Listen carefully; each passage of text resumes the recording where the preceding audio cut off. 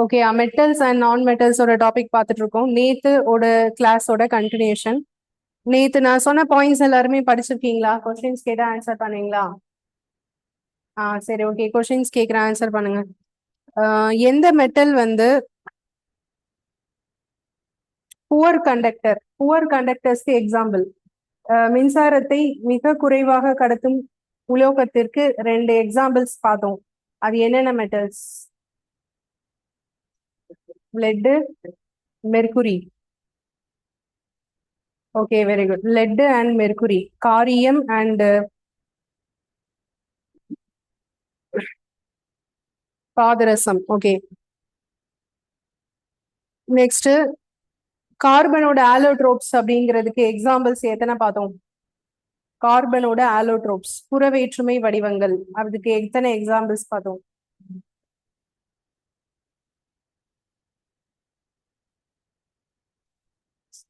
Three examples பார்த்தோம், ஞாபகம் இருக்கா? ஓகே. மோஸ்ட் டக்டைல் மெட்டல் அப்படின்னா அது எது? அதாவது அதிகமான கம்பியாக நீட்டும் தன்மை கொண்ட உலோகம் எது? அவ்வளவு சீக்கிரத்துல உடையாது. ஸோ அது வந்து கோல்டு. ஓகே, ஏயு ஆனா கோல்டோட சிம்பிள். ஓகே, நெக்ஸ்ட் 1 கிராம் கோல்டை எவ்வளவு கிலோமீட்டர் நீளத்துக்கு தங்கமா மாத்த முடியும்? சரி, எவ்வளவு நீ கம்பியா மாத்த முடியும் அப்படின்னா 2 கிலோமீட்டர். அடுத்தது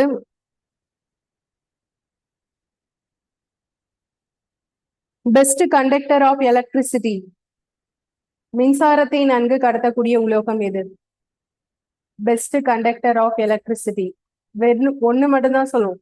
பெஸ்ட் கண்டக்டர்னா காப்பர், சரியா? பெஸ்ட் கண்டக்டர் ஆஃப் ஹீட்னா எது? சில்வர். பெஸ்ட் கண்டக்டர் ஆஃப் ஹீட்னா சில்வர். எம்வி நேம் ரிப்ளை பண்ணுங்க. எம்வி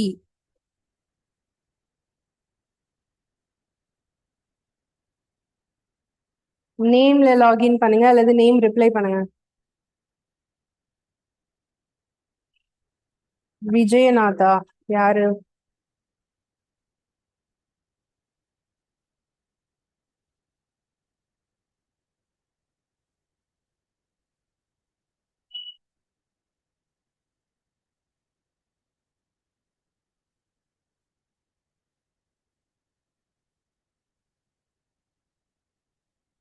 சரி, ஓகே, அடுத்த பாயிண்ட். ஹைட்ரஜன் மெட்டலா நான் மெட்டலா? ஹைட்ரஜன் நான் மெட்டல், அப்படிதானே? ஹைட்ரஜன் வந்து எதுக்கு எக்ஸாம்பிள்? நான் மெட்டலுக்கு எக்ஸாம்பிள். அடுத்தது மெட்டல்ஸோட மெல்டிங் பாயிண்ட் பொதுவா எப்படி இருக்கும்? ஹையா இருக்குமா, லோவா இருக்குமா? மெட்டல்ஸ் வந்து பொதுவா மெல்டிங் பாயிண்ட் எப்படி இருக்கும்? ஹையா இருக்கும். ஓகேயா? இதுல ஹை மெல்டிங் பாயிண்ட் மெட்டலுக்கு ஒரு எக்ஸாம்பிள் பார்த்தோம், அது என்னது? டங்ஸ்டன். ஓகே, ஹை மெல்டிங் பாயிண்டோட மெட்டலுக்கு எக்ஸாம்பிள் என்ன? டங்ஸ்டன். இதுல ஒண்ணு மட்டும் லோ மெல்டிங் பாயிண்ட்னு சொன்னேன், அது என்ன மெட்டல்? 3 எக்ஸாம்பிள்ஸ் பார்த்தோம். லோ மெல்டிங் பாயிண்ட்டுக்கு 3 எக்ஸாம்பிள்ஸ் பார்த்தோம், என்னதுலாம்? அது ஆக்சுவலா சாஃப்ட் மெட்டல்ஸும் அப்படின்னு சொன்னோம். ரொம்ப சாஃப்டா இருக்கும், ஒரு நைஃபால கூட கட் பண்ணலாம் அப்படின்னு சொன்னோம் இல்லையா? 3 மெட்டல்ஸ், அது என்னதுலாம்? Lithium, sodium, potassium. ஸோ அந்த லித்தியம், சோடியம், பொட்டாசியம் வந்து சாஃப்ட் மெட்டல்ஸ்னு சொன்னோம் இல்லையா? அதுக்கு மெல்டிங் பாயிண்ட் எப்படி இருக்கும்? லோவா இருக்கும். அண்ட் லோ மெல்டிங் பாயிண்ட்டுக்கு இன்னொன்னு எக்ஸாம்பிள் சொன்னோம், கேலியம் அண்ட் சீசியம். ஓகேயா? அண்ட் கேலியம் அண்ட் சீசியம்க்கு வந்து அந்த கையில வச்சாக்களே உருகக்கூடிய தன்மை கொண்டது தானே gallium and caesium. Okay, soft metals வந்து லித்தியம், சோடியம், பொட்டாசியம், அதுக்கும் மெல்டிங் பாயிண்ட் லோவா தான் இருக்கும். அண்ட் ரொம்ப லோவா இருக்கிறது கேலியம், சீசியம், அதுதான் கரெக்ட். அடுத்தது லித்தியம், சோடியம், பொட்டாசியம்க்கு இன்னொரு பாயிண்ட் சொன்னோம், அது என்ன மெட்டல்ஸ்? அதுக்கு பேர் என்ன மெட்டல்ஸ்? Alkali metals.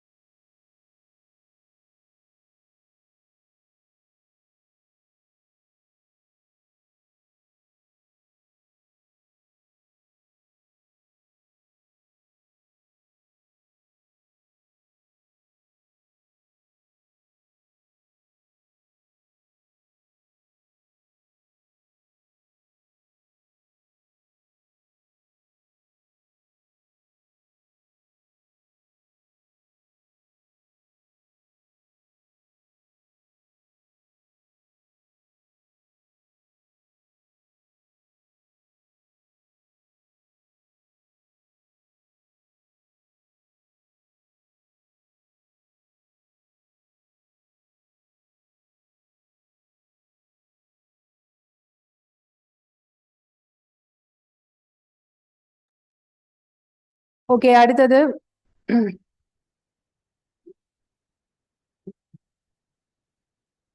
லெஷரஸ் அப்படின்னு சொல்லக்கூடிய ப்ராப்பர்ட்டியில நான் மெட்டலுக்கு ஒண்ணுக்கு மட்டும் அந்த ப்ராப்பர்ட்டி இருக்கு. அது என்னது? லெஷரஸ் நான் மெட்டல், பளபளப்பு தன்மை கொண்ட அலோகம் அப்படின்னா அது என்னது? பளபளப்பு தன்மை கொண்ட அலோகம் அயோடின். ஓகே, அயோடின் தான் லெஷரஸ் நான் மெட்டல். ஸோ அதுக்கப்புறம் லிக்விட் ஸ்டேஜ் மெட்டல், திரவ நிலையில் உள்ள உலோகம் எது? மெர்குரி, பாதரசம் அப்படிதானே. திரவ நிலையில் உள்ள அலோகம் எது? புரோமின். புரோமினோட சிம்பல் என்ன? Br. ஓகே, இது வரைக்கும் நான் இதை பார்த்தது. இன்னைக்கு அடுத்த டாபிக், அடுத்த பாயிண்ட் போலாம். நெக்ஸ்ட் வந்து என்னன்னா கெமிக்கல் ப்ராப்பர்ட்டிஸ் ஆஃப் மெட்டல்ஸ். ஒரு டைட்டில் போட்டுக்கலாம். இப்போ நம்ம பார்க்க போறது கெமிக்கல் ப்ராப்பர்ட்டிஸ் ஆஃப் மெட்டல்ஸ்.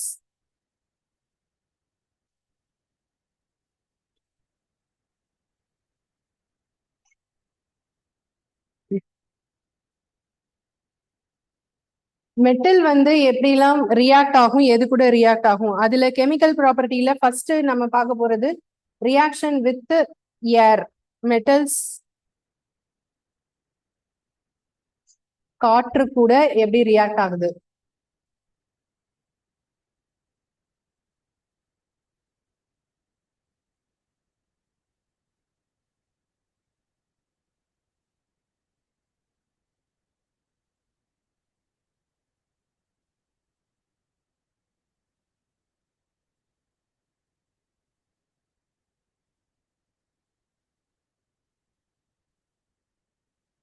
உலோகங்கள் காற்றுடன் வினை. ஓகேயா? சோ அது எப்படி ரியாக்ட் ஆகுது அப்படின்னு பார்க்கலாம். பொதுவா மெட்டல் எல்லாமே வந்து காற்று நம்ம சொல்றது ஆக்சிஜன் கூட தான் ரியாக்ஷன். காற்றுன்னு சொல்றது வேற எதுவும் இல்ல, ரியாக்ஷன் வித் ஆக்சிஜனை தான் நம்ம வந்து காற்றுன்னு சொல்றோம், ஏர் அப்படின்னு சொல்றோம். ஏர்ல அதிகமா நம்ம கன்சிடர் பண்றது ஆக்சிஜனை தான். அதனால அது ஆக்சிஜன் கூட ரியாக்டர் ஆகுறது தான் இந்த மாதிரி நம்ம சொல்றோம். ஓகே, எல்லா மெட்டல்ஸும் பொதுவா வந்து ஆக்சிஜன் கூட ரியாக்ட் ஆகி என்ன கொடுக்கும் அப்படின்னு பாத்தீங்கன்னா மெட்டல் ஆக்சைடு தான் குடிக்கும். Okay, metal plus oxygen gives metal oxides.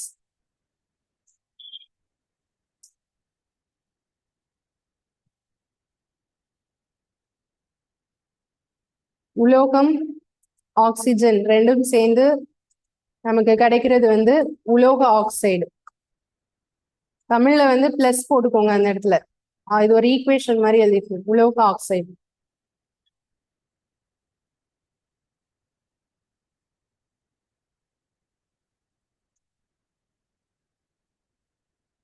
Okay, இப்ப இதுல உலோக ஆக்சைடுல ஒவ்வொரு மெட்டலும் எப்படி ரியாக்ட் ஆகுது அப்படிங்கறத பத்தி ஒரு ஈக்குவேஷன்ஸா எழுத போறோம். இப்ப நான் போடுற ஈக்குவேஷன் ரொம்ப ரொம்ப இம்பார்ட்டன்ட். எல்லாருமே இந்த ஈக்குவேஷன்ஸ் வந்து படிச்சிருக்கணும். ஏன்னா எக்ஸாம்ல லாஸ்டா நடந்த RRB JE எக்ஸாம்ல இதுல இருந்து 2 ஈக்குவேஷன் அப்படியே கேட்டிருக்காங்க, புக்ல இருந்து அப்படியே கேட்டிருக்காங்க. ஸோ அதனால இது வந்து கண்டிப்பா தெரிஞ்சுக்கணும். ஃபர்ஸ்ட் இது காப்பர் கூட ரியாக்ட் ஆகும்போது என்ன கிடைக்குதுன்னா காப்பர் 2 ஆக்சைடு கொடுக்குது. First reaction.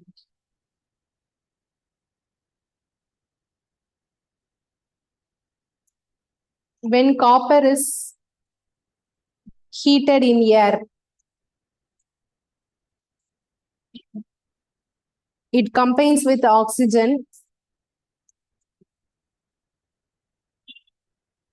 and gives combine with oxygen to form copper 2 oxide.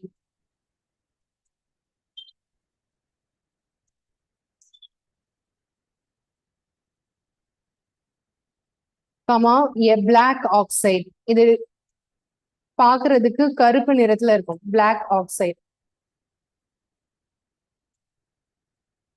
Copper காற்றுடன் சேர்த்து எரிக்கப்படும் போது காற்றில் உள்ள ஆக்சிஜனுடன் வினை புரிந்து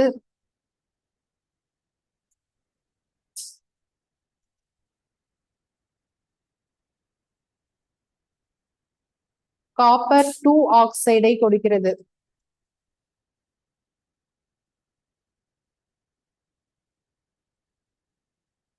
இது கருப்பு நிறத்தில் இருக்கும்.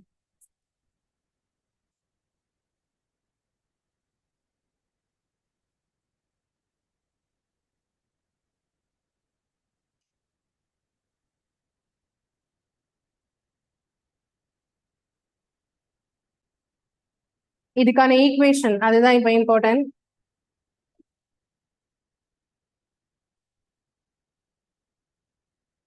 Cu plus O2 gives 2CuO.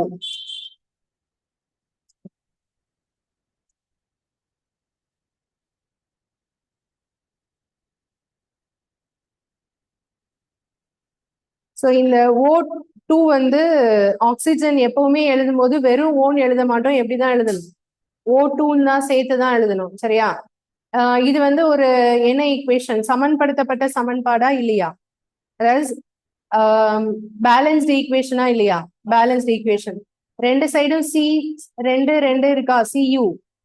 Copper இங்க ரெண்டு இருக்கு, இங்க ரெண்டு இருக்கா காப்பர்? ஓ வந்து இங்க ரெண்டு இருக்கு, இங்கேயும் ரெண்டு இருக்கா? இந்த 2 இதுக்கும் பொருந்தும், இதுக்கும் பொருந்தும் இல்லையா? காமனா இருக்கும் 2. ஸோ இதான் இந்த ரியாக்ஷன். ஸோ இந்த ரியாக்ஷன்ல வந்து இது கிடைக்கிறது, இது என்னன்னு சொன்னோம்? Copper 2 oxide.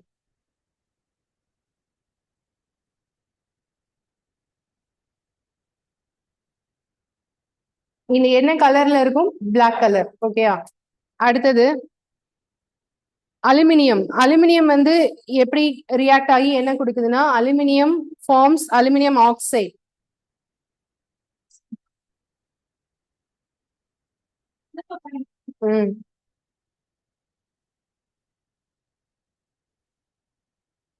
Aluminium forms aluminium oxide.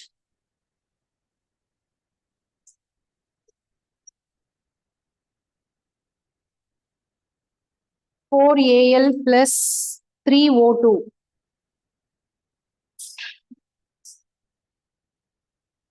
gives 2Al2O3.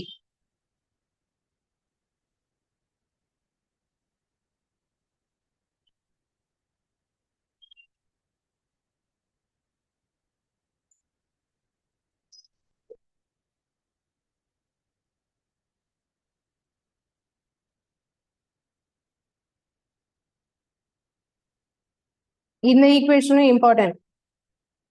So இதுல வந்து 4Al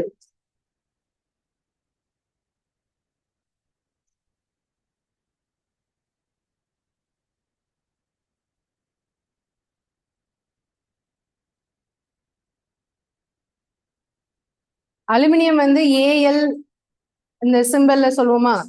அலுமினியம் ஆக்சைடுக்கு சிம்பல் என்ன? Al2O3. சரியா? அலுமினியம் ஆக்சிஜனுடன் சேர்ந்து அலுமினியம் ஆக்சைடை கொடுக்கிறது.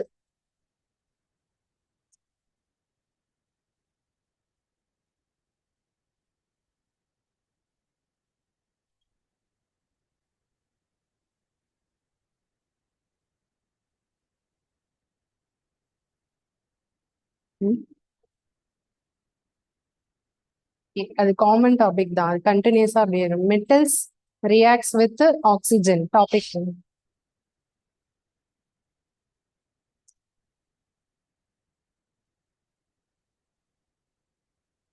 ஸோ இந்த ஈக்குவேஷன் எழுதியாச்சா? ஃபர்ஸ்ட் வந்து என்ன பார்த்தோம்? காப்பர். அடுத்தது என்ன பார்த்தோம்? அலுமினியம். ஓகேயா?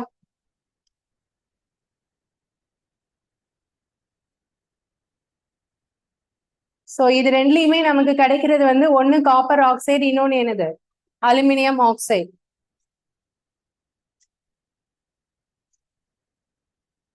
அடுத்தது என்ன பார்க்க போறோம் அப்படின்னா, நெக்ஸ்ட் ஒரு சில பாயிண்ட்ஸ் நோட் பண்ணிக்கோங்க. அடுத்தது பொதுவா மெட்டல் ஆக்சைட்ஸ் வந்து எப்படி இருக்கும்னா பேசிக் இன் நேச்சர். அடுத்த point, metal oxides are basic in nature.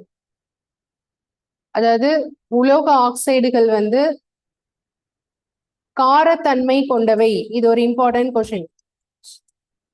உலோக ஆக்சைடுகள் பொதுவாக காரத்தன்மை கொண்டவை.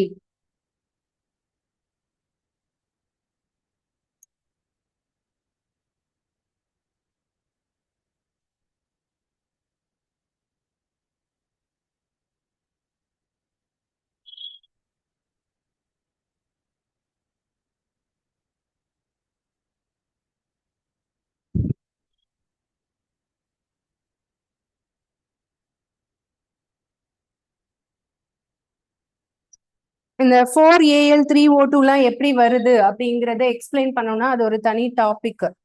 அது என்னன்னா அலுமினியம் ஆக்சிஜன்ல 3 மாலிகூல்ஸ் கூட தான் ரியாக்ட் ஆகும். அதாவது Al2O3 இங்க பாத்தீங்கன்னா ஏஎல்லும் O2 தானே சேருது. ஆனா மாலிகுலர் ஃபார்ம்ல என்ன வருது? Al2O3 வருதுல்ல.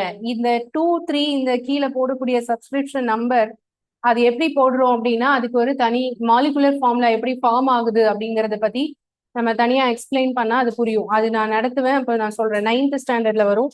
அப்ப நான் நடத்தும் போது சொல்றேன். ஓகேவா?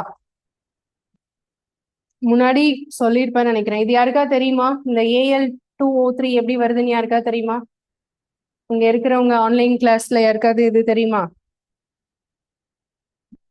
ஏதோ கேட்ட மாதிரியா ஞாபகம் இருக்கா? இருக்கா?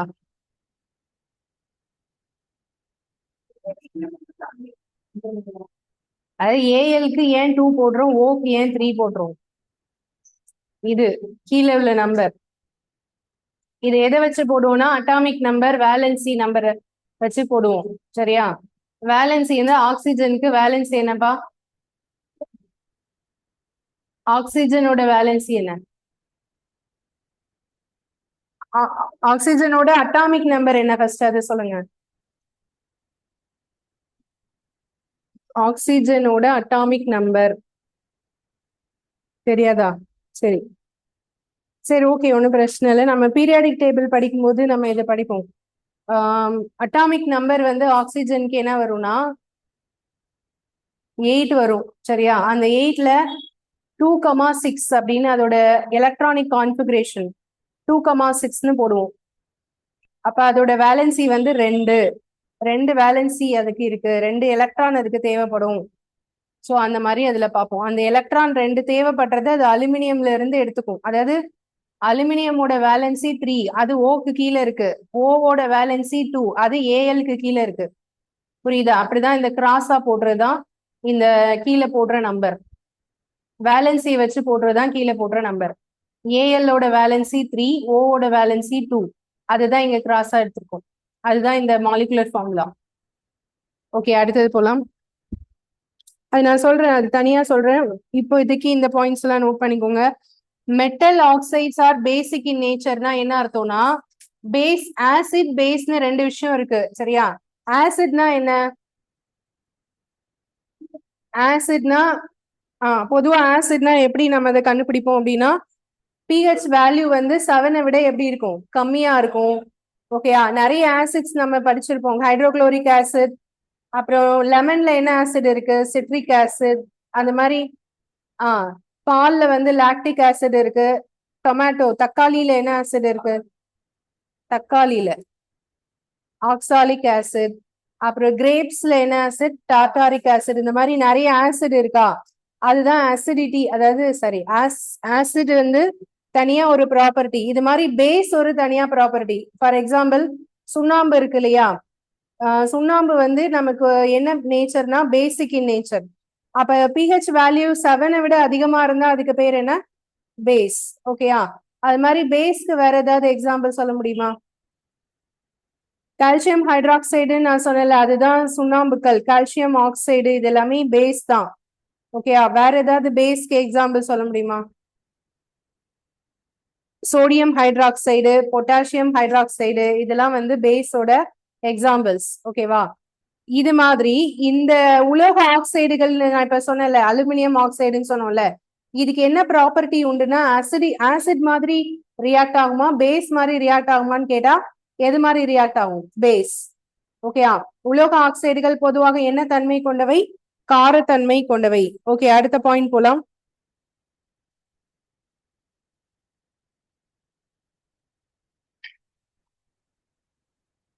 some metal oxides. சில மெட்டல் ஆக்சைட்ஸ் வந்து ரெண்டு ப்ராப்பர்ட்டியும் இருக்கும், பேசிக் அண்ட் ஆசிட் ரெண்டு ப்ராப்பர்ட்டியும் இருக்கும். some metal oxides such as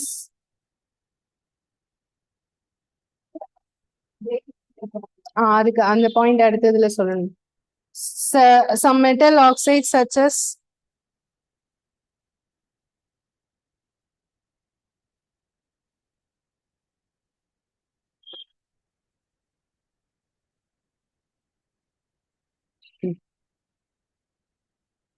aluminum oxide and zinc oxide.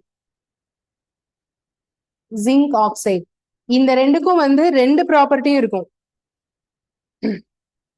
show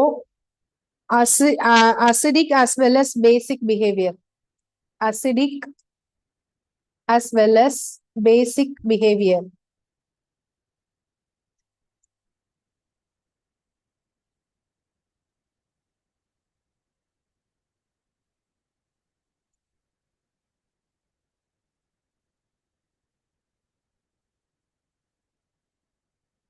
okay, சில உலோக ஆக்சைடுகள் எடுத்துக்காட்டாக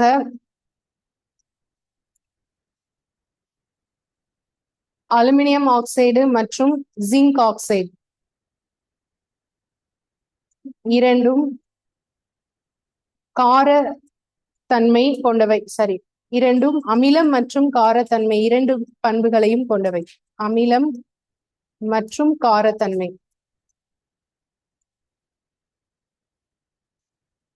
இரண்டு பண்புகளையும் கொண்டவை.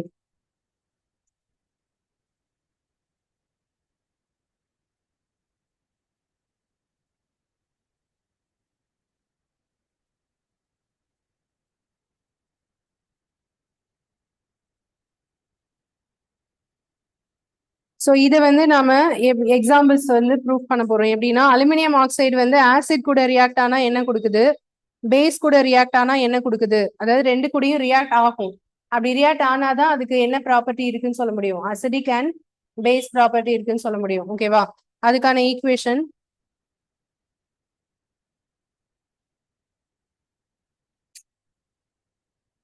Al2O3 plus 6HCl. 6HCl gives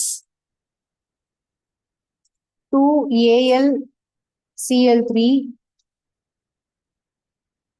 plus 3H2O.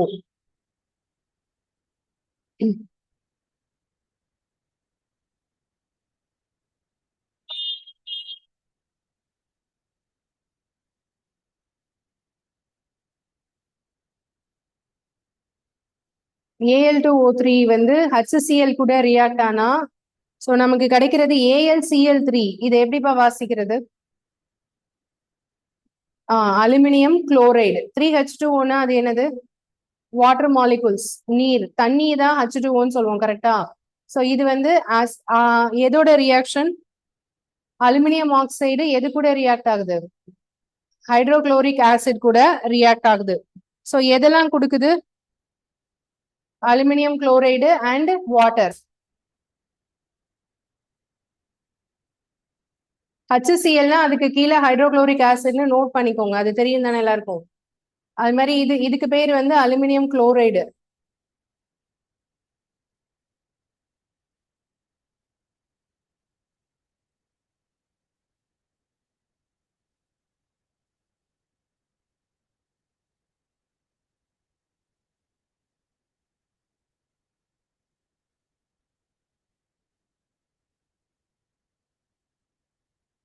அதுக்கு அடுத்தது இதே Al2O3 வந்து NaOH கூட ரியாக்ட் ஆனா என்ன நடக்கும்?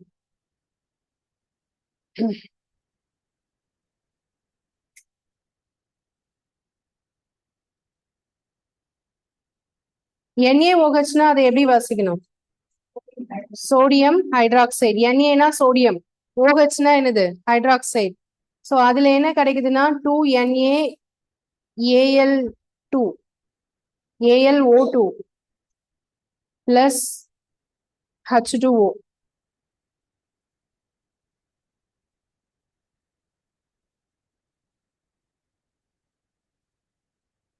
Al2O3 plus 2NaOH.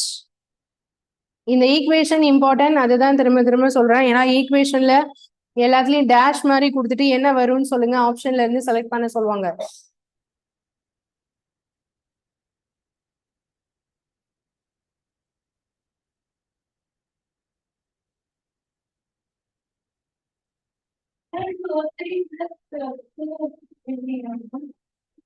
H2O. Al2O3 plus 2NaOH gives 2NaAlO2. சரியா? இதுக்கு பேர் என்ன சொல்வீங்க? 2NaAlO2 இதுக்கு என்ன பேர் சொல்லலாம்? Na சோடியம், Alனா அலுமினியம், O2னா ஆக்சைடு. அப்ப இது எப்படி சோடியம் அலுமினியம் ஆக்சைடு அப்படி சொல்லலாமா? ஆனா அதுக்கு வேற பேர் இருக்கு, சோடியம் அலுமினேட். அதோட பேர் என்ன? Sodium aluminate. இது அப்படியே தான் தமிழ்ல வரும். சோ அதனால நீங்க அப்படியே எழுதிக்கலாம், சோடியம் அலுமினேட்.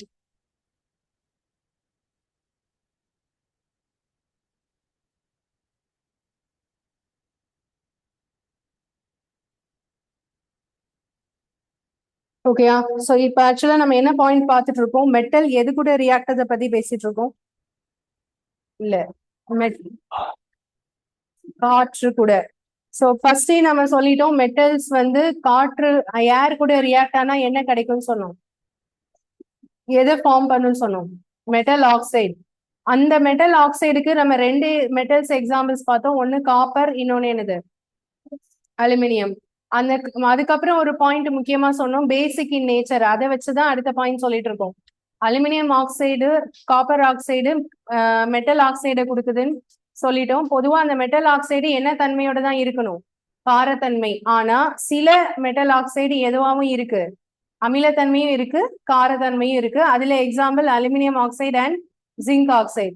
அதுல அலுமினியம் ஆக்சைடு ஆசிட் கூட ரியாக்ட் ஆனா என்ன கிடைக்கும், பேஸ் கூட ரியாக்ட் ஆனா என்ன கிடைக்கும் அப்படிங்கிறத பார்த்துட்டோம். ஓகேவா? அடுத்தது போலாமா? நெக்ஸ்ட் இதே இது மெட்டல்ஸ் வந்து மெட்டல் ஆக்சைட்ஸ் வந்து வாட்டர்ல என்ன எப்படி ரியாக்ட் ஆகும்? இது என்ன reaction? Metal oxide plus acid, metal oxide plus base.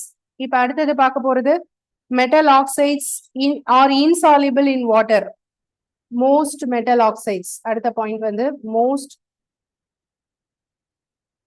metal oxides are insoluble in water, but some of these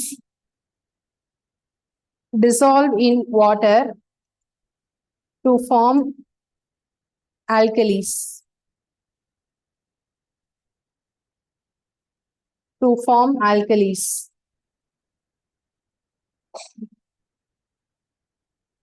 ஆல்கலினா என்ன?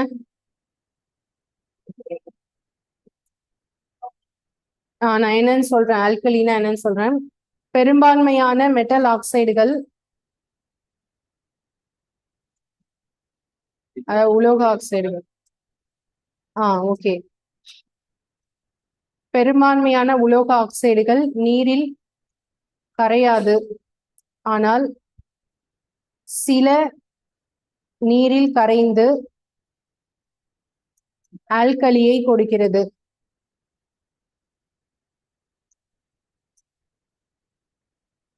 ஆல்கலிஸ் அப்படின்னா என்னன்னா வாட்டர் சாலிபிள் பேசஸ், அதுக்கு பேர் தான் ஆல்கலிஸ். அது தமிழ்ல எழுதிக்கோங்க ஃபர்ஸ்ட். ஆல்கலி என்பது நீரில் கரையும் காரங்கள். நம்ம ஆல்ரெடி சொல்லிட்டோம், மெட்டல் ஆக்சைட்ஸ் என்ன தன்மையோட இருக்கும்? பேஸ் தானே, காரத்தன்மை தானே. அந்த காரம் நீர்ல கரைஞ்சா அதுக்கு பேர் தான் என்னது? ஆல்கலி. புரியுதா? ஆல்கலிங்கிற நேம்க்கு அர்த்தம் என்னன்னு புரியுதா? தண்ணியில கரைஞ்சா அது ஆல்கலின்னு சொல்லுவோம், இல்லைன்னா அது என்னது கிடையாது, ஆல்கலி கிடையாது. Alkalis are water soluble bases.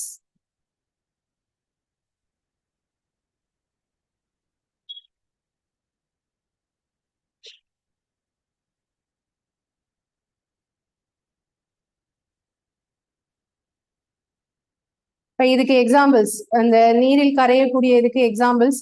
இதுல கண்டிப்பா எக்ஸாம்பிள்ல என்ன மெட்டல் எடுக்கலாம் சொல்லுங்க? இதுக்கு முன்னாடி நம்ம படிச்சிருக்கோம்ல, லித்தியம், சோடியம், பொட்டாசியம். இந்த மூணு தான் ஆல்கலி மெட்டல்ஸ்னு படிச்சிருக்கோம், ஞாபகம் இருக்கா? ஸோ அந்த ஆல்கலி மெட்டல்ஸ் தான் இதுக்கு எக்ஸாம்பிள் எடுக்க போறோம். சோடியமையும் பொட்டாசியத்தையும் எடுக்க போறோம். ஆனா எக்ஸாக்டா சோடியம்னு எடுக்கணுமா, சோடியம் ஆக்சைடுன்னு எடுக்கணுமா? ஆக்சைடு. ஏன்னா நம்ம இப்ப எதை பத்தி பேசிட்டு இருக்கோம்? மெட்டல் ஆக்சைடு தானே. ஓகே, அப்ப சோடியம் ஆக்சைடு Na2O ஓகேயா பிளஸ் H2O வாட்டர் கூட தானே ரியாக்ஷன் பார்த்துட்டு இருக்கோம். H2O gives 2NaOH.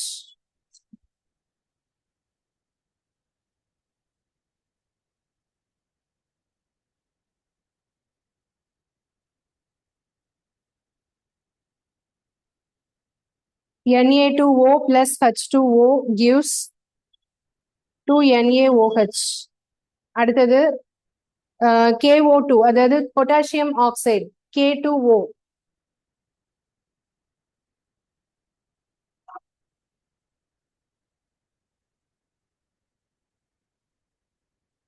H2O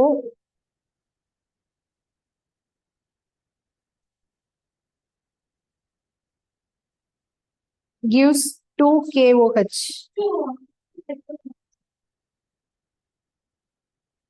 H2O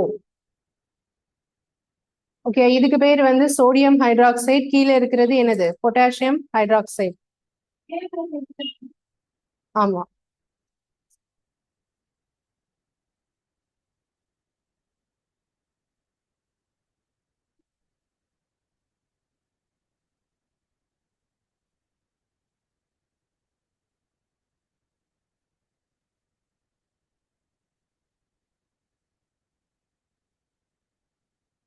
so இந்த ரெண்டு எக்ஸாம்பிளும் இம்பார்ட்டன்ட். சோடியம் ஆக்சைடு இதுக்கு பேர் என்னப்பா? Na2O அது என்னது? Sodium oxide. K2O என்னது? Potassium oxide. ஸோ இந்த ரெண்டும் வாட்டர் கூட ரியாக்ட் ஆகி கிடைக்கக்கூடியதான் ஹைட்ராக்சைடு. OHனா அதுக்கு பேரு ஹைட்ராக்சைடு. ஓகேவா? Sodium hydroxide and potassium hydroxide.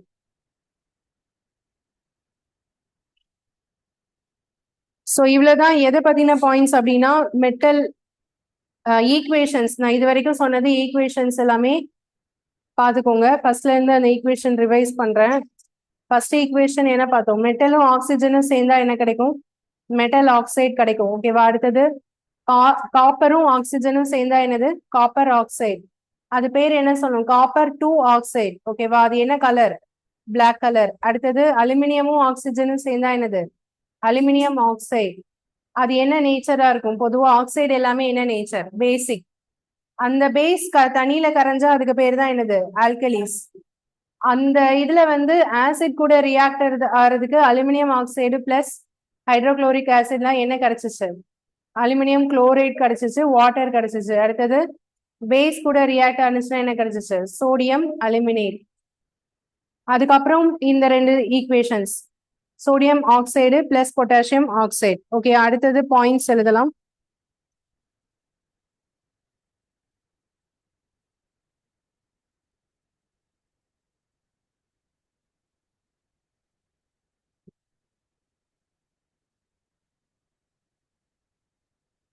Metals such as sodium and potassium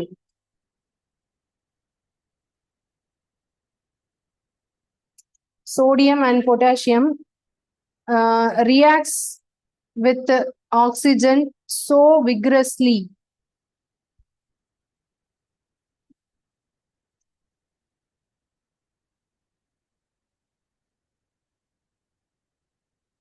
இதுவும் இப்போ நம்ம ஆக்சிஜனோட ரியாக்ஷன் தான் சொல்றோம்.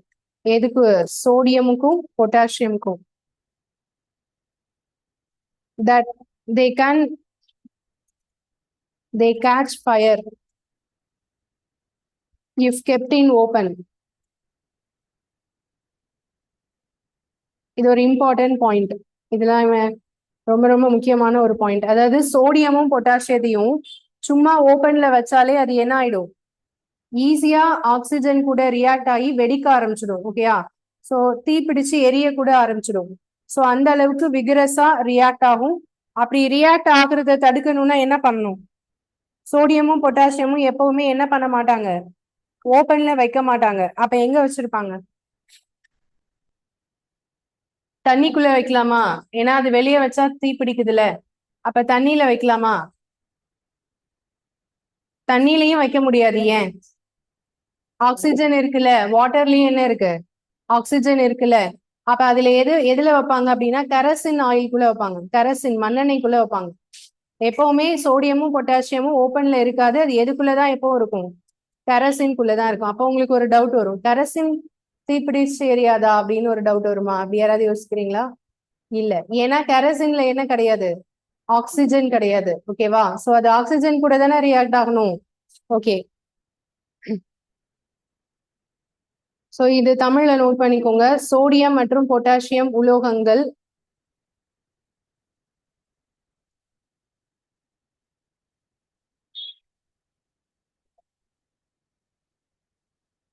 காற்றில் உள்ள ஆக்சிஜனுடன் மிக தீவிரமாக வினை புரியும்.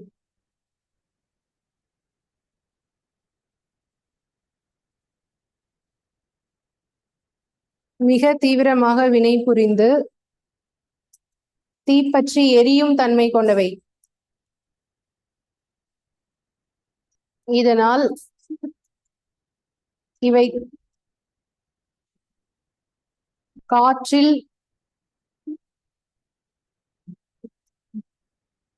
வெளிப்படையாக வைக்க முடியாது. ஓகேயா? To protect them, they are kept immersed in kerosene oil. அடுத்த point.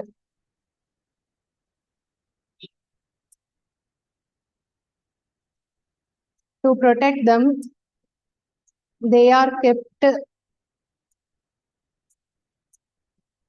immersed in kerosene oil.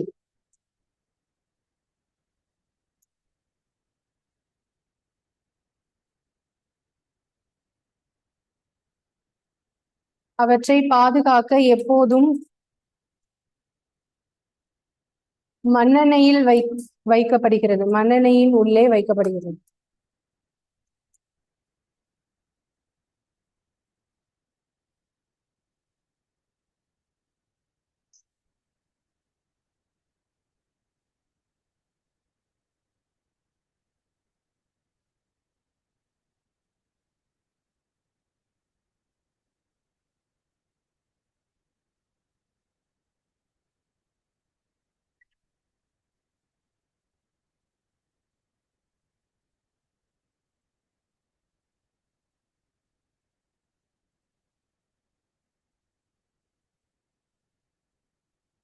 Okay, அடுத்த பாயிண்ட்.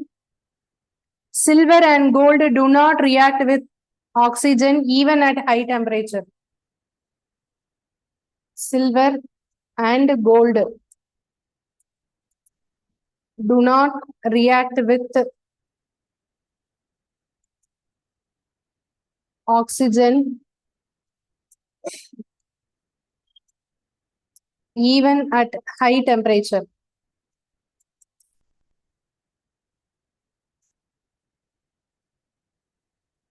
சில்வர் மற்றும் தங்கம் இரண்டு உலோகங்களும் மிக அதிக வெப்பநிலையில் கூட ஆக்சிஜனுடன் வினை புரியாது.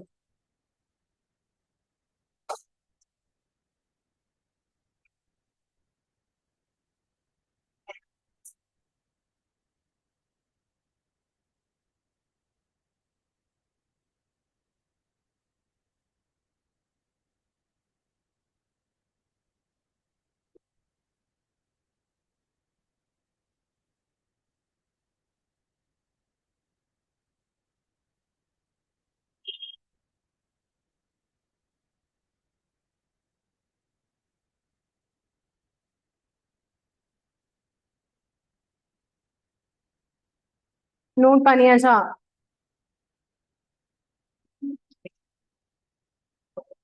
இதுல சில்வர் அண்ட் கோல்டு இதுக்கு முன்னாடி எங்க படிச்சோம்? இதே பாயிண்ட் எங்க படிச்சோம்?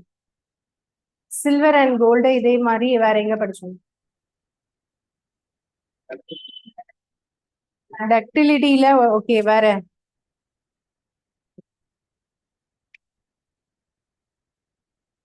சில்வர் அண்ட் கோல்டு இதுக்கு முன்னாடி டக்டிலிட்டி ப்ராப்பர்ட்டியில படிச்சோமா? அதாவது கம்பியாக நீட்ட முடியும் அப்படின்னு சொல்லி படிச்சோமா? இல்ல, மேலியபிலிட்டியில படிச்சோமா, டக்டிலிட்டி படிச்சோம்?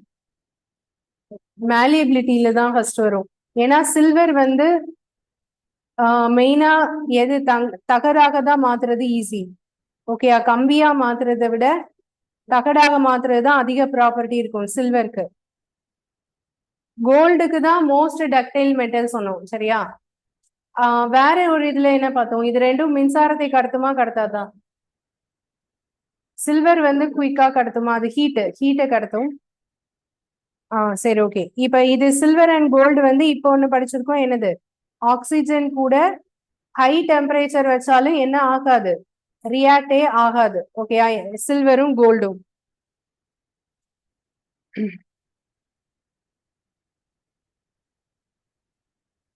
இதுல மோஸ்ட் ரியாக்டிவ் மெட்டல் அப்படின்னு கேட்டா சோடியம். எந்த உலோகம் மிக தீவிரமாக வினைபுரியும் ஆக்சிஜன் கூட அப்படின்னா அது வந்து sodium. Most reactive metal with oxygen.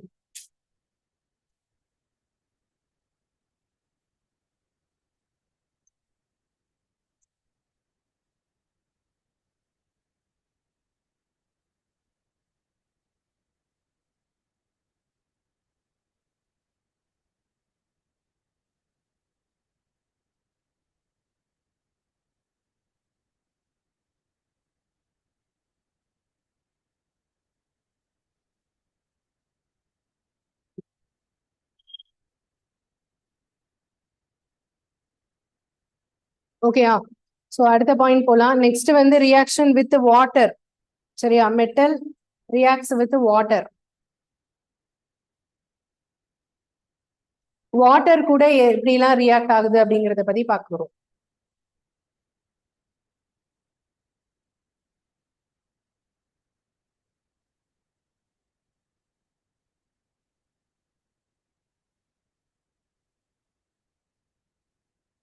பொதுவா மெட்டலும் வாட்டரும் சேர்ந்ததுன்னா நமக்கு என்ன கிடைக்கும்னா மெட்டல் ஆக்சைடு பிளஸ் ஹைட்ரஜன். இது நல்லா கவனிங்க, மெட்டல் பிளஸ் வாட்டர். சரியா, மெட்டல் பிளஸ் வாட்டர் ரெண்டும் சேர்ந்துச்சுன்னா நமக்கு கிடைக்கக்கூடியது என்ன அப்படின்னா ஃபர்ஸ்ட் வந்து மெட்டல் ஆக்சைடு. இதே தானே எங்கேயும் பார்த்தோம், எங்க பார்த்தோம்? மெட்டல் பிளஸ் ஆக்சிஜன் என்ன பார்த்தோம், மெட்டல் ஆக்சைடா? அது வெறும் மெட்டல் ஆக்சைடு. பட் இது கூட எக்ஸ்ட்ரா என்ன வருது, சரி ஹைட்ரஜன். ஓகே, எக்ஸ்ட்ரா என்ன வரும், ஹைட்ரஜன் வரும். அந்த ஹைட்ரஜன் எதுல உள்ள ஹைட்ரஜன், வாட்டர்ல இருக்கிறது இல்லையா, அதுல உள்ள ஹைட்ரஜன். அண்ட் அகைன் இந்த ரியாக்ஷன் திருப்பி கண்டினியூ ஆகும். அந்த மெட்டல் ஆக்சைடு மறுபடியும் வாட்டர் கூட ரியாக்ட் ஆகி நமக்கு வந்து மெட்டல் ஹைட்ராக்சைடா மாறும். ஓகேவா? ஸோ இந்த metal plus metal oxide plus again water கூட ரியாக்ட் ஆகி மெட்டல் ஹைட்ராக்சைடா மாறும்.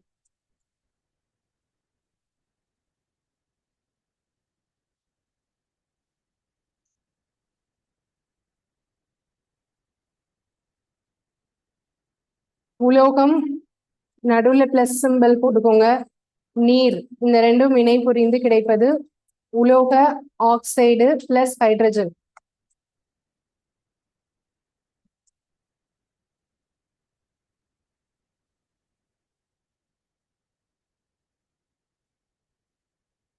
சோ மறுபடியும் உலோக ஆக்சைடும் வாட்டரும் திருப்பியும் சேரும். நீர் ரெண்டும் சேர்ந்து மறுபடியும் கிடைக்கிறது உலோக ஹைட்ராக்சைடு. உலோக ஹைட்ராக்சைடுக்கு ஏதாவது ஒரு எக்ஸாம்பிள் சொல்லுங்க. நம்ம இதுக்கு முன்னாடி எழுதியிருக்கோம். Very good, sodium hydroxide. அந்த ரியாக்ஷனே நம்ம இதுக்கு முன்னாடி எழுதியிருக்கோம். அது என்ன ரியாக்ஷன், அந்த ஈக்குவேஷன் வந்து இதுக்கு முன்னாடி எழுதியிருக்கோம். எது நான் எக்ஸாம்பிள் கேக்குறேன்னா, இந்த உலோக ஆக்சைடு இருக்குல்ல, மெட்டல் ஆக்சைடு பிளஸ் வாட்டர் இருக்குல்ல, இந்த ரெண்டும் சேர்ந்தா மெட்டல் ஹைட்ராக்சைடு கிடைக்கும்னு சொல்றோம்ல. இதுக்கு எக்ஸாம்பிளுக்கு ரியாக்ஷன் நம்ம இதுக்கு முன்னாடி எழுதிட்டோம். அது என்ன ரியாக்ஷன்? இதுதான் அந்த ரியாக்ஷன். கரெக்டா? Na2O பிளஸ் H2O சேர்ந்தா என்ன கிடைக்குது, 2NaOH, sodium hydroxide. So K2 plus H2O சேர்ந்தா என்ன கிடைக்குது, KOH, பொட்டாசியம் ஹைட்ராக்சைடு. ஸோ இதுதான் அந்த ரியாக்ஷன். மறுபடியும் அதே ரியாக்ஷன் ரிப்பீட் ஆகுது.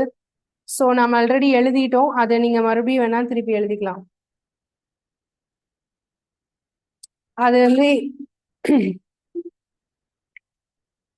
சரி, அது நான் வேற இது மெத்தட்ல சொல்றேன், அதை எழுதிக்கோங்க. கவனிங்க,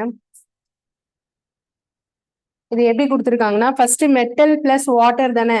அப்ப மெட்டல் தனியா முதல்ல எழுதலாம். 2K ஈக்குவேஷன் இது எழுதிக்கோங்க. 2K பிளஸ் 2H2O 2H2O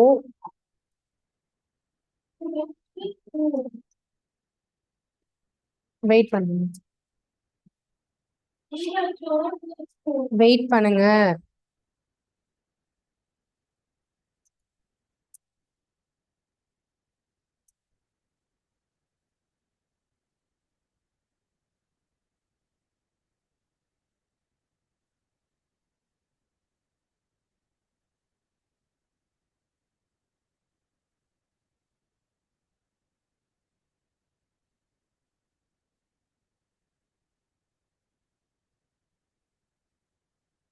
இந்த equation 2K plus 2H2O gives 2KOH.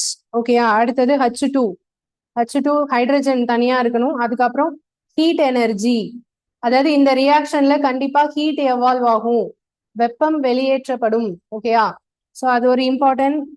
இதே மாதிரி NAக்கு எழுதுனா எப்படி எழுதுவீங்க சொல்லுங்க? இதே ஈக்குவேஷனை NAக்கு எழுதுனா எப்படி எழுதுவீங்க?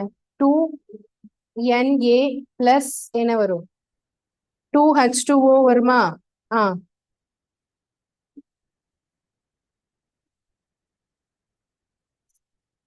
2H2O. அதுக்கு என்ன கிடைக்கும்?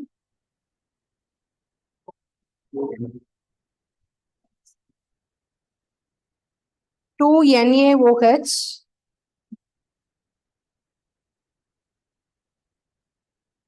பிளஸ் H2 ஹைட்ரஜன் வருமா? ஹைட்ரஜன். அதுக்கப்புறம் இதுலயும் என்னது? ஹீட் வந்து எவால்வ் ஆகும். ஓகேயா, இதுதான் இந்த வாட்டர் கூட ரியாக்ஷனுக்கான எக்ஸாம்பிள். நம்ம ரெண்டு தான் நம்ம எக்ஸாம்பிள் சொல்லியிருக்கோம். என்னென்ன மெட்டல்ஸை பத்தி சொல்லியிருக்கோம்? Sodium and potassium.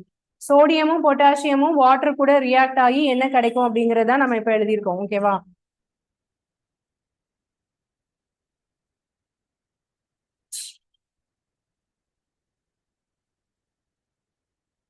இதேதான் வாட்டர் நம்ம வந்து சொன்னோம் இல்லையா, கெரசின்ல வைக்கிறோம் அப்படின்னு சொன்னோம்ல. எதுக்காக? ஆக்சிஜன் கூட ரொம்ப தீவிரமா வினை புரிஞ்சு அது ஒரு எக்ஸ்ப்ளோசிவ், வெடிச்சா எப்படி இருக்கும் அது மாதிரி ஃபயர் மாதிரி வெடிக்கும். ஸோ அதே மாதிரி தான் வாட்டர்லயும். ஓகேயா, ஸோ இதுக்கு அடுத்த point, sodium and potassium are react violently with cold water. Metals like sodium and potassium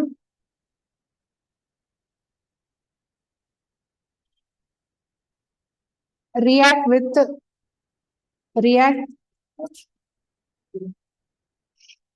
ஒரு நிமிஷம் பிரியங்கா போ சொல்லுங்க. சரி, ஓகே. ஓகே.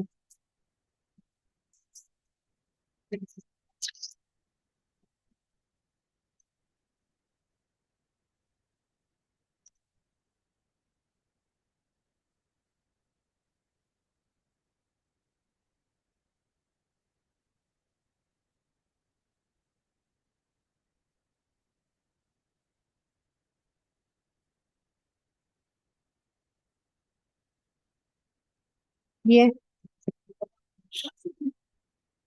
அதுதான் ஆக்சிஜன் இருக்கிறதுனாலதான் ரியாக்ட் ஆகுது.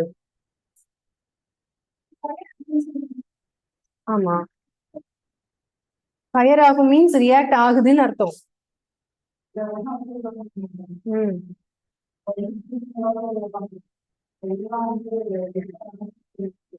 அதுதான் ஹீட் எனர்ஜி எவால்வ் ஆகுதுன்னு சொல்றோம்.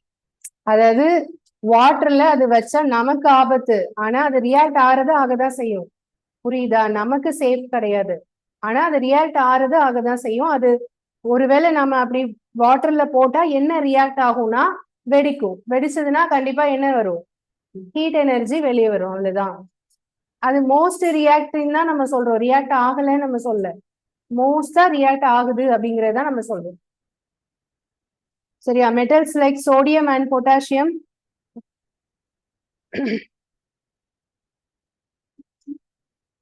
violently react with water. Sorry, violent with cold water. So இந்த point important, cold water. சில மெட்டல் வந்து ஹீட் ஹாட் வாட்டர் கூட தான் ரியாக்ட் ஆகும். பட் நாம இப்ப சொல்ற மெட்டல் பொட்டாசியம் சோடியம் எல்லாமே வந்து கோல்டு வாட்டரில் ரியாக்ட் ஆகும்.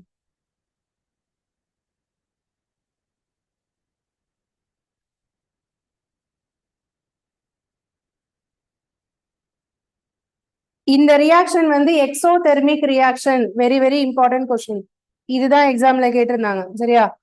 This reaction is exothermic reaction. எப்படின்னா என்ன? ஹீட் எவால்வ் ஆகுதுல்ல, சோ அது வந்து எக்ஸோதெர்மிக். ஹீட் எவால்வ் ஆகுறத வெப்ப உமிழ்வினை அப்படின்னு சொல்லுவோம். எந்த ஒரு ரியாக்ஷன்ல ஹீட் நிறைய லார்ஜ் அமௌண்ட் ஆஃப் ஹீட் வெளியே வருதோ அந்த ரியாக்ஷனுக்கு பேர் என்ன? எக்ஸோதெர்மிக். ஒருவேளை ஹீட் அதுல அப்சர்வ் ஆச்சுன்னா அதுக்கு பேரு எண்டோதெர்மிக். ஓகேவா?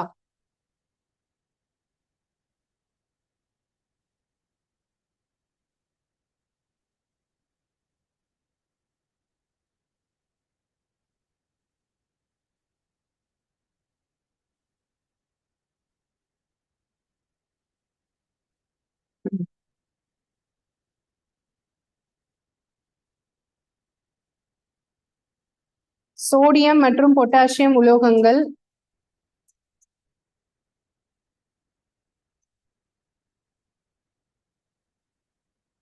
நீருடன் மிக வேகமாக வினை புரிந்து வெப்ப ஆற்றலை வெளியிடுகிறது. இந்த வினைக்கு வெப்ப உமிழ்வினை என்று பெயர்.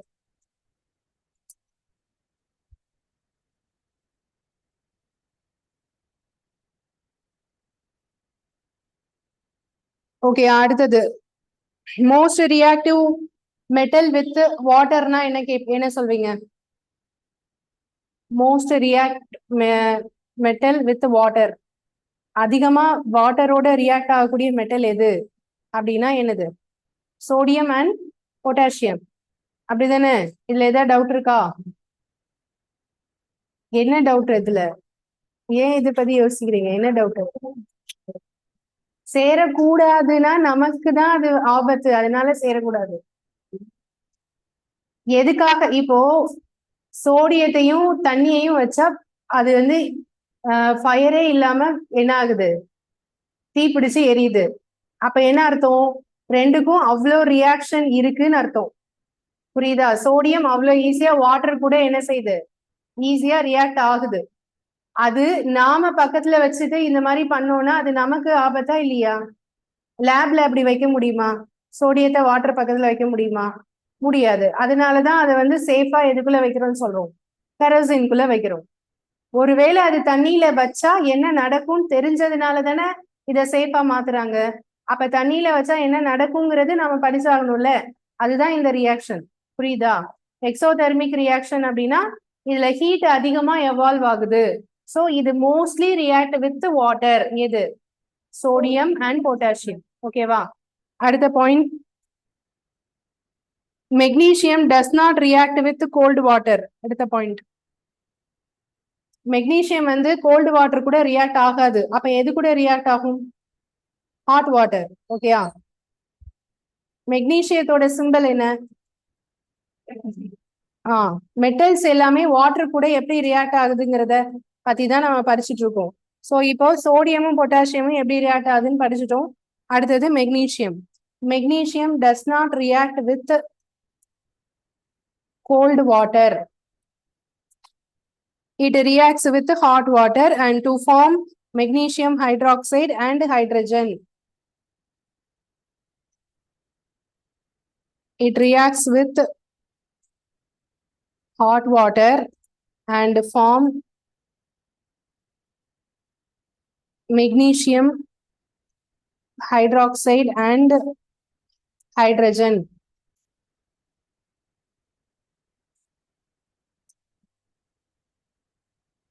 Magnesium குளிர்ந்த நீருடன் வினை புரியாது. ஆனால் சூடான நீருடன் வினை புரிந்து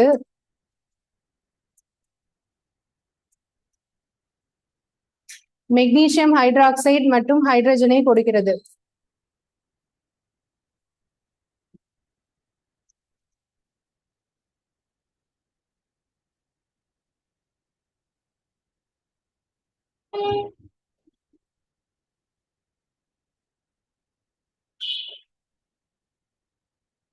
ஓகே, அடுத்தது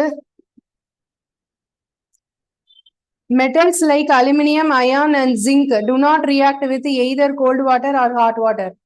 வாட்டர்ல கோல்டு வாட்டர் கூடயும் ரியாக்ட் ஆகாது, ஹாட் வாட்டர் கூடயும் ரியாக்ட் ஆகாது. அப்படி சில மெட்டல்ஸ் இருக்கு. அது என்னெல்லாம் அப்படின்னா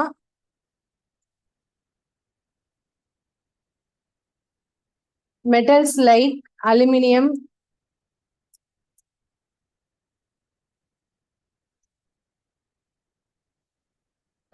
zinc,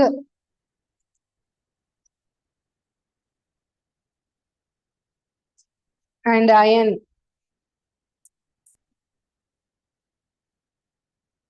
Do not react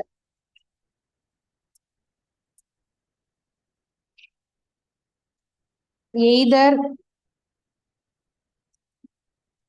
with cold or hot water. ஆனா இது எது கூட ரியாக்ட் ஆகும்? வாட்டர்ல இருந்து ஹீட் பண்ணா என்ன நடக்கும்? வாட்டரை ஹீட் பண்ணா என்ன நடக்கும்? ஹீட் ஆகும். அதுக்கப்புறம் ஹீட் பண்ணிட்டே இருக்கும். அப்ப என்ன ஆகும்? எவாபரேட் ஆகும். எவாபரேட் ஆகுறது தான் ஸ்டீம்னு சொல்லுவோம், அப்படிதானே? நீராவி. அந்த ஸ்டீம் கூட ரியாக்ட் ஆகும். எது?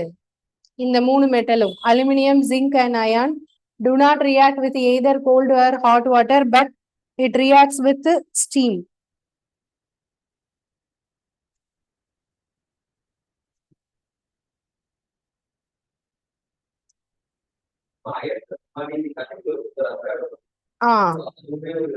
அது உடனே ரியாக்ட் ஆகாதுல்ல, ரொம்ப நாள் ஆகும் இல்லையா? அயன் வந்து நீங்க ரொம்ப நாளா விட்டுட்டீங்க அப்படின்னா தான் அது துரு பிடிக்கும். அந்த தண்ணி கூட உடனே அயன் ரியாக்ட் ஆகாது, டைம் எடுத்துதான் ரியாக்ட் ஆகும். இப்ப நாம எதை பத்தி பேசிட்டு இருக்கோம்? சடன் ரியாக்ஷன், ஓகேவா? But they react with steam to form metal oxide and hydrogen.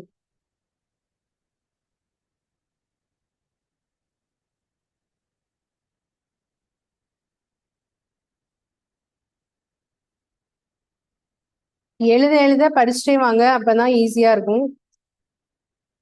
Aluminium, ஜிங்கு, இரும்பு போன்ற உலோகங்கள்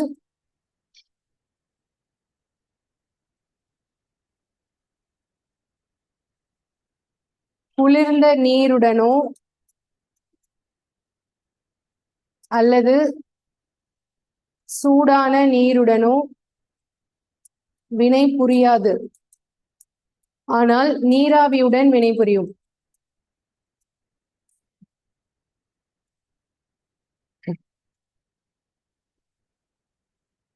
நீராவியுடன் வினை புரிந்து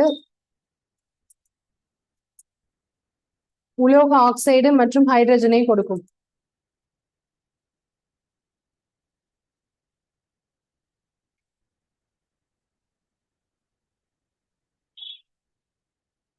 ஓகேயா? சோ இது வந்து ரியாக்ஷன் வித் வாட்டர். இதுல ரெண்டு மெட்டல் வந்து சரி, ஒரு 4 மெட்டல் வந்து வாட்டர் கூட எப்படியுமே ரியாக்ட் ஆகுது. Cold water, hot water, steam எதுனாலையுமே ரியாக்ட் ஆகாது. அது என்ன அப்படின்னா lead, copper, silver, gold. Metals like such as lead, copper, silver and gold do not react with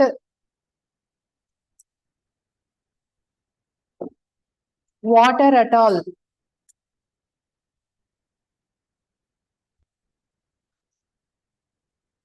Lead, copper, silver மற்றும் கோல்டு தங்கம் ஆகிய உலோகங்கள் எந்த நிலையிலும் நீருடன் வினைபுரியாது.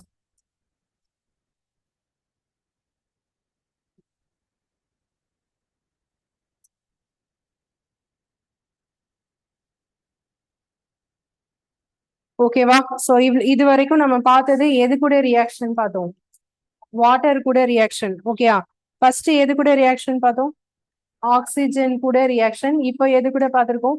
வாட்டர் கூட ரியாக்ஷன். அடுத்தது மெட்டல்ஸ் ரியாக்ட்ஸ் வித் ஆசிட்ஸ். அதாவது ஆசிட் கூட மெட்டல் எப்படி ரியாக்ட் ஆகுதுன்னு பார்க்க போறோம்.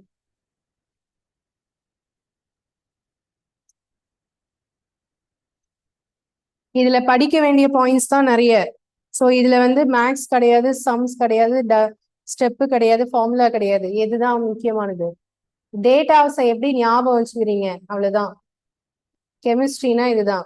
ஸோ அதனால ரொம்ப இன்ட்ரெஸ்ட் எடுத்து லைக் பண்ணி படிச்சாதான் கெமிஸ்ட்ரி ஈஸி. அது மாதிரி அந்த கண்டினியூஸா பாயிண்ட்ஸை ஞாபகம் வச்சுக்கிறது இருக்குல்ல, அது உங்க திறமையை இதுலதான் நீங்க காமிக்கணும். இது வரைக்கும் நான் சொன்ன பாயிண்ட்ஸ் எல்லாம் நோட்டே பார்க்காம யாரால சொல்ல முடியும்? அதாவது நீங்க வந்து ஃபுல்லா ஒப்பிக்கலாம் வேண்டாம். ஜஸ்ட் இதுக்கு அடுத்து இது பார்த்தோம், இதுக்கு அடுத்து இதை பார்த்தோம் அப்படிங்கிற மாதிரி யாரால சொல்ல முடியும்? Physically present, mentally absent. அப்படியா? அப்படிதானே இல்லையா? இங்கதான் இருக்கேன், ஆனா எனக்கு சொல்ல முடியாது.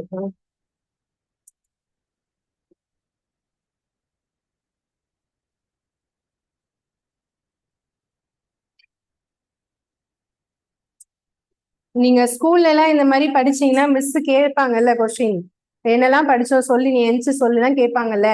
அப்படிதான் நானும் கேக்குறேன் உங்களை. இப்ப சொன்னாதான் வீட்டு வெளியே போகணும்லாம் நான் சொல்ல, ஜஸ்ட் சும்மா கேக்குறேன், அவ்வளவுதான். அப்ப அப்படிதான் இப்ப இனிமே கேட்குமா? சரி, இப்போ வாட்டர் கூட உள்ள ரியாக்ஷன் இருக்குல்ல, அது மட்டும் சொல்லலாமா? இது எல்லாம் பார்க்கவே வேணாம், ஸ்கிரீனை நான் வந்து பிளாங்காவே வச்சுக்கிறேன். சொல்லுங்க, வாட்டர் கூட ரியாக்ஷன் என்னன்னு சொல்லுங்க. ஃபர்ஸ்ட் என்ன பார்த்தோம்? வாட்டர் கூட ரியாக்ஷன் நோட்டையும் பார்க்க கூடாது. சோடியம் பிளஸ் H2O, சோடியமும் வாட்டரும் சேர்ந்து என்ன கிடைச்சிச்சு? சோடியம் ஸ்ட்ரெயிட்டா சோடியம் ஹைட்ராக்சைடு கிடைச்சிருச்சா இல்ல வேற எதுவும் கிடைச்சிருச்சா?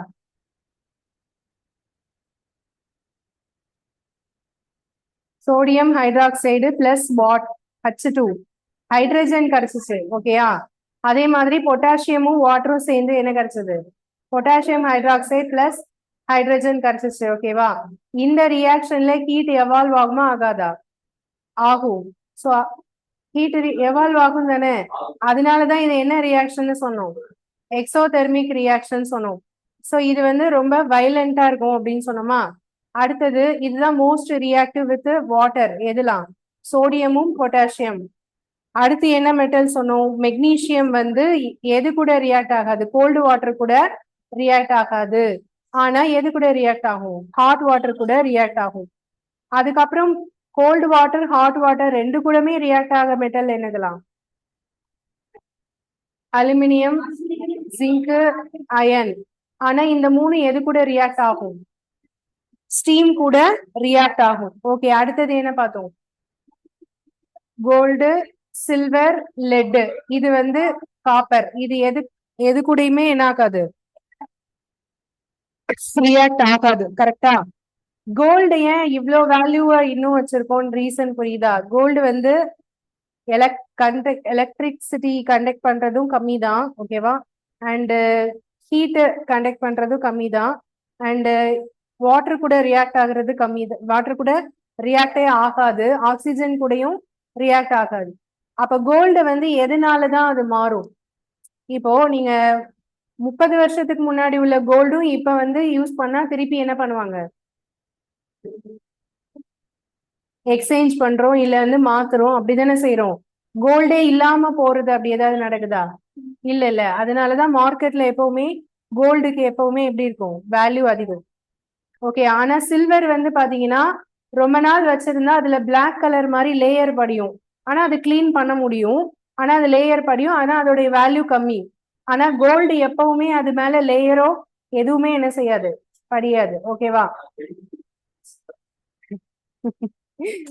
ஓகே. அதனாலதான் செய்கூலி சேதாரம்லாம் போடுறாங்க அதுக்கு. அது எப்பவுமே வேல்யூவா இருக்கிறதுக்கான ரீசன் வேற எதுனாலையும் அது சிதைக்க முடியாது. ஓகே. ரொம்ப வருஷம் ஆனாலும் அப்படியே தான் இருக்கும் கோல்டு. ஓகே. அடுத்தது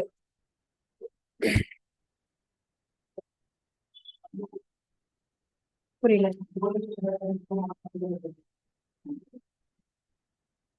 தனித்துவமான பண்புகள்னா இதுதான். எது கூடயும் ரியாக்ட் ஆகாது.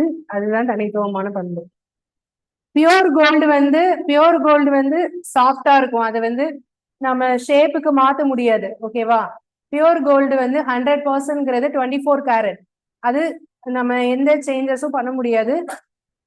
ஆனா அது கூட காப்பர் சேர்த்தாதான் அது என்ன செய்ய முடியும்? மோல்ட் பண்ண முடியும். எந்த ஷேப்க்கு வேணாலும் மாத்த முடியும். நெக்ஸ்ட் வந்து மெட்டல்ஸ் ரியாக்ட் வித் ஆசிட்ஸ். அதுல என்ன பாயிண்ட்ஸ் இருக்குன்னு பார்க்கலாம். Metal reacts with acids and give salt and hydrogen. இது இந்த டாபிக்க நம்ம ஆசிட்ஸ்லயும் படிப்போம். சரியா?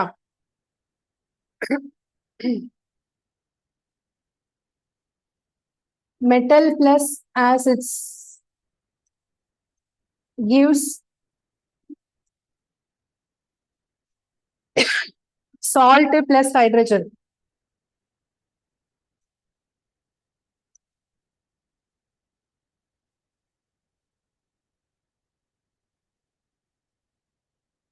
உலோகம் அமிலம் இரண்டும் சேர்ந்தால் கிடைப்பது உப்பு, ஹைட்ரஜன்.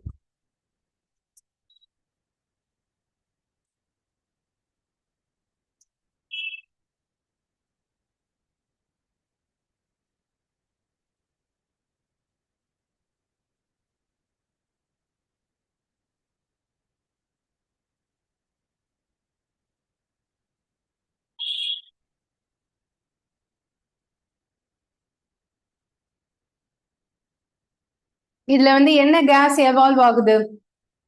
Hydrogen case. இந்த கொஸ்டின் இம்பார்ட்டன்ட் கொஸ்டின். நிறைய டைம் எக்ஸாம் ரிப்பீட்டட் கொஸ்டின். பொதுவா மெட்டல்ஸ் ஆசிட் கூட ரியாக்ட் ஆனா என்ன கேஸ் ஃபார்ம் ஆகும்? என்ன கேஸ் ஃபார்ம் ஆகும்? ஹைட்ரஜன். இதே மாதிரி இதுக்கு முன்னாடி ஒரு ரியாக்ஷன்ல ஹைட்ரஜன் பார்த்தோம்ல, அது எங்க பார்த்தோம்?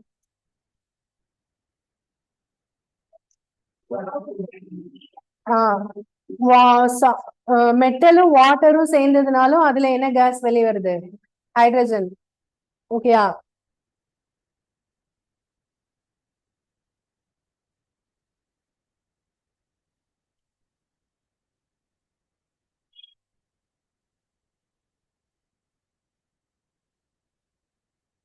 எல்லா ஆசிட் கூடயுமே இந்த ஹைட்ரஜன் கேஸ் எவால்வ் ஆகுமான்னு கேட்டா கிடையாது. ஒரு சில ஆசிட் கூட ஹைட்ரஜன் ஃபார்ம் ஆகாது. அது என்ன ஆசிட் அப்படின்னா hydrogen gas is not evolved when a metal reacts with nitric acid. nitric acid கூட ரியாக்ட் ஆகும்போது என்ன வராது? ஹைட்ரஜன் கேஸ் எவால்வ் ஆகாது. ஓகேயா? அதை நோட் பண்ணிக்கோங்க.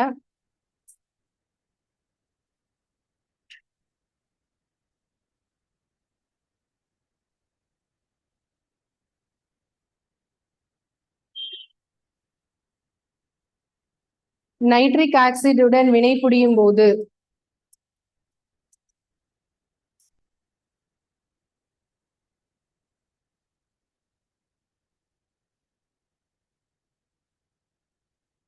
உலோகங்கள் ஹைட்ரஜன் வாயுவை கொடுப்பதில்லை.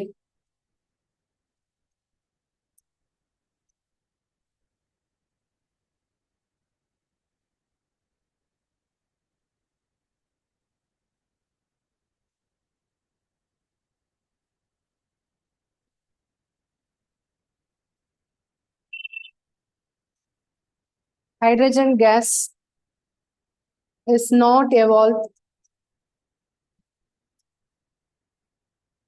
when a metal reacts with nitric acid.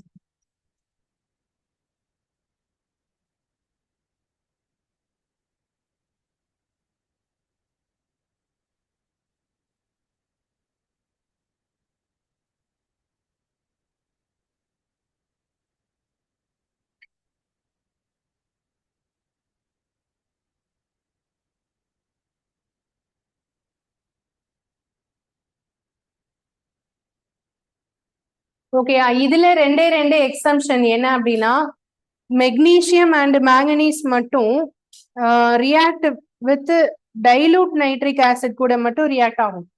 அப்ப ரியாக்ட் ஆகி ஹைட்ரஜன் கேஸை ஃபார்ம் பண்ணும்.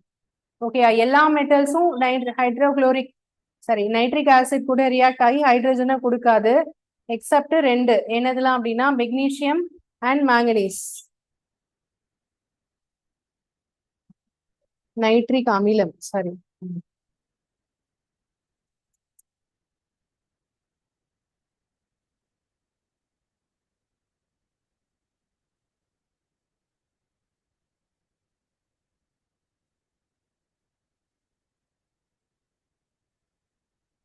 அடுத்த பாயிண்ட் வந்து மெக்னீசியம் அண்ட் மேங்கனீஸ். மெக்னீசியமோட சிம்பல் என்ன?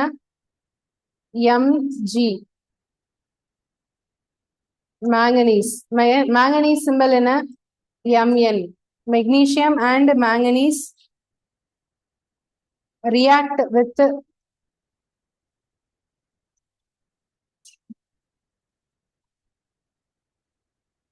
very dilute HNO3. HNO3 தான் நைட்ரிக் ஆசிடோட molecular formula. very dilute HNO3 to evolve H2 gas.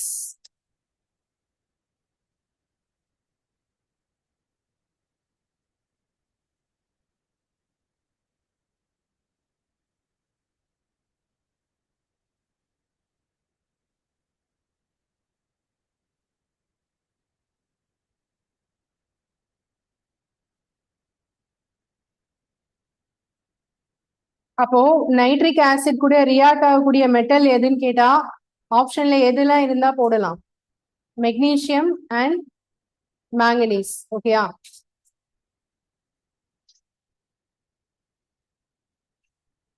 Magnesium மற்றும் மேங்கனீஸ்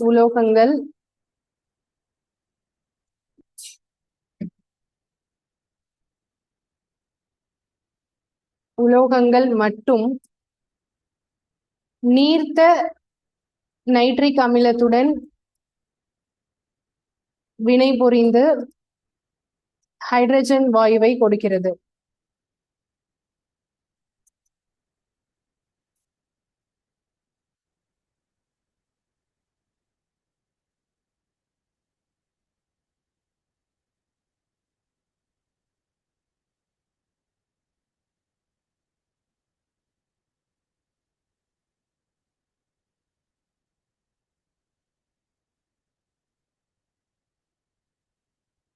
ஓகேயா? இதுக்கப்புறம் இன்னொரு பாயிண்ட் என்ன அப்படின்னா காப்பர் இருக்கு இல்லையா? காப்பர் வந்து எது கூட ரியாக்ட் ஆகாது அப்படின்னா டைலூட் HCl கூட ரியாக்ட் ஆகாது. HClனா என்ன ஆசிட்?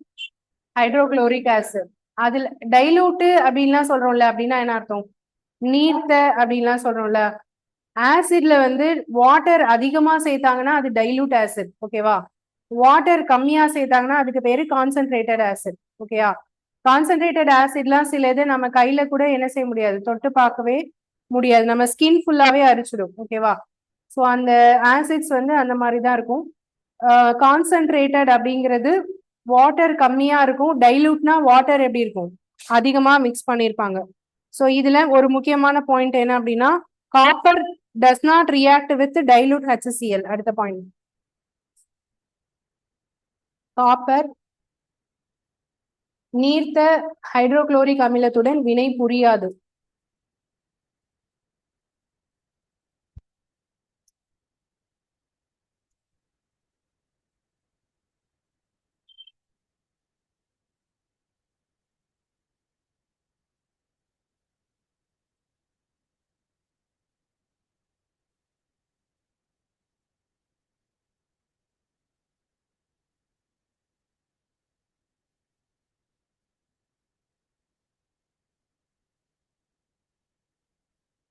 ஹைட்ரோகுளோரிக் ஆசிடோட சிம்பல் என்ன? HCl.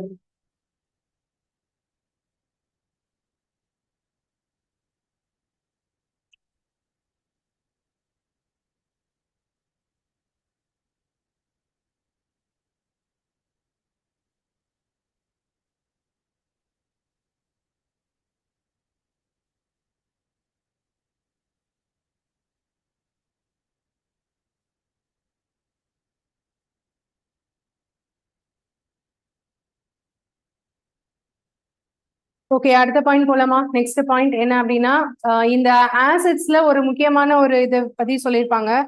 அக்வா ரீஜியா கேள்விப்பட்டிருக்கீங்களா? அக்வா ரீஜியா வந்து எக்ஸாம் பாயிண்ட் ஆஃப் வியூல வெரி வெரி இம்பார்ட்டன்ட் ஒரு கொஸ்டின். தமிழ்ல ராஜ திராவகம் அப்படின்னு சொல்லுவோம். அப்படின்னா என்ன? அது ஒரு லிக்விடு. அது ரெண்டு ஆசிடை சேர்த்து மிக்ஸ் பண்ணி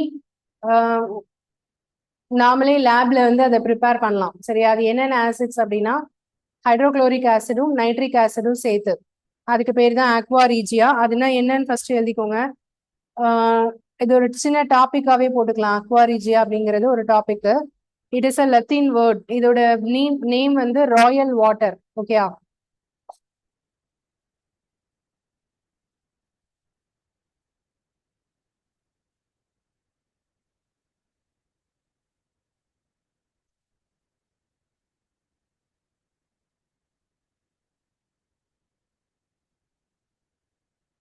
ராயல் வாட்டர். ஸோ இது எதெல்லாம் சேர்ந்து தயாரிக்கிறாங்க அப்படின்னா prepared mixture of, it is a mixture of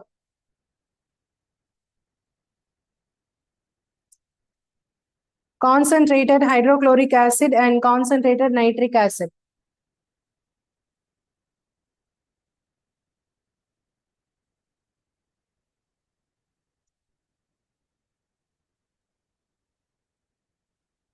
Concentrated nitric acid. இந்த ரேஷியோ ஆஃப், அந்த ரேஷியோ தான் இம்பார்ட்டன்ட். 3:1 3:1 ரேஷியோல மிக்ஸ் பண்ணி கொண்டு வர்றது தான் இந்த அக்வா ரீஜியா. ஓகேவா? இதோட பவர் எப்படி இருக்கும்னு பாத்தீங்கன்னா, it can dissolve even though the gold கூட இது கரைக்கும். கோல்டு இதுல போட்டோம்னா கரைஞ்சிடும். ஸோ அந்த அளவுக்கு இதோட பவர் அதிகம். ஓகேயா?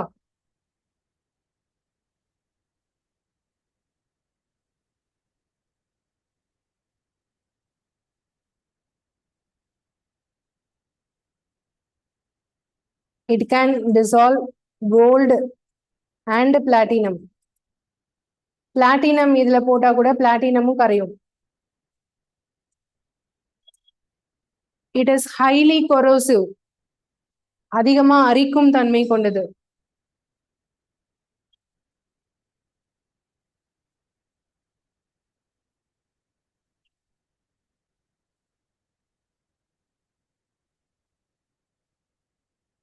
ஓகேயா? சோ இது வந்து இங்கிலீஷ்ல, இது தமிழ்ல சொல்றேன்.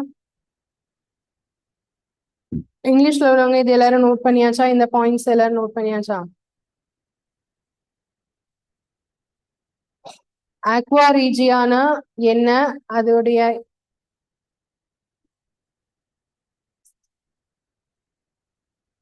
ராயல் வாட்டர் இதோட அர்த்தம். இது ரெண்டு ஆசிட் மிக்ஸ் பண்ண ஒரு மிக்சர்.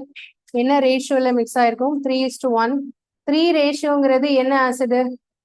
ஃபர்ஸ்ட் உள்ள ஆசிட் ஹைட்ரோகுளோரிக் ஆசிட் தான் 3. நைட்ரிக் ஆசிட் வந்து 1 பங்கு. இது 3 பங்கு, இது 1 பங்கு. ஓகேவா? இந்த மிக்சருக்கு பேர் தான் அக்வா ரீஜியா. தமிழ்ல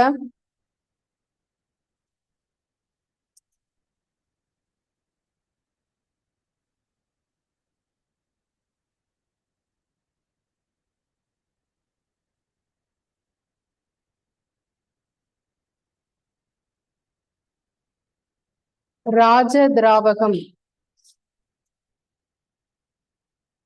இது லத்தீன் வார்த்தையிலிருந்து பெறப்பட்டது.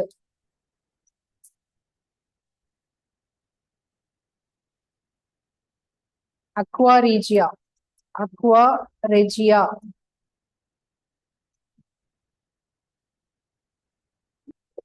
ஸோ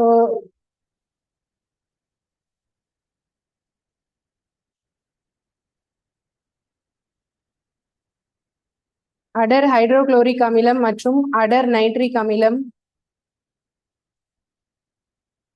3:1 என்ற விகிதத்தில் கலந்த கலவை.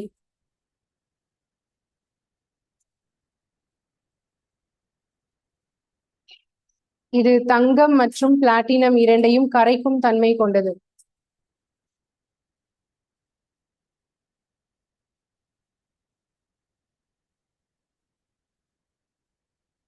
அதிக அரிக்கும் தன்மை கொண்டது.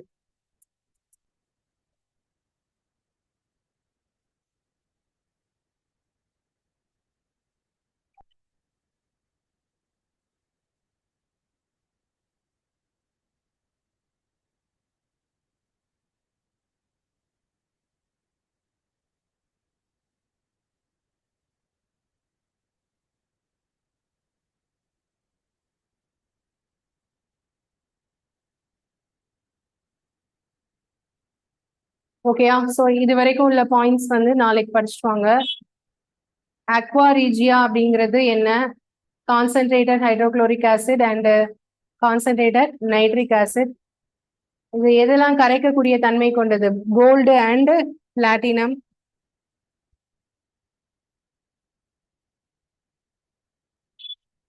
இப்ப நம்ம படிச்சுட்டு இருக்க லெசன் பேர் என்ன?